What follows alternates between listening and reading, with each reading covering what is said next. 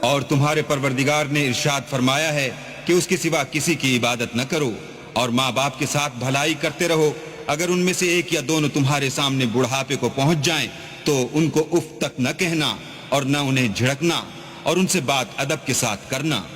اور عجز و نیاز سے ان کے آگے جھکے رہو، اور ان کے حق میں دعا کرو کہ اے پروردگار، جیسا انہوں نے مجھے بچپن میں شفقت سے پرورش کیا ہے، تو بھی ان کے حال پر رحمت فرما۔ جو کچھ تمہارے دلوں میں ہے تمہارا پروردگار اس سے بخوبی واقف ہے۔ اگر تم نیک ہوگے تو وہ رجوع لانے والوں کو بخش دینے والا ہے۔ اور رشتہ داروں اور محتاجوں اور مسافروں کو ان کا حق ادا کرو، اور فضول خرچی سے مال نہ اڑاؤ، کہ فضول خرچی کرنے والے تو شیطان کے بھائی ہیں، اور شیطان اپنے پروردگار کی نعمتوں کا کفران کرنے والا یعنی ناشکرا ہے۔ اگر تم اپنے پروردگار کی رحمت یعنی فراخ دستی کے انتظار میں جس کی تمہیں امید ہو ان مستحقین کی طرف توجہ نہ کر سکو تو ان سے نرمی سے بات کہہ دیا کرو، اور اپنے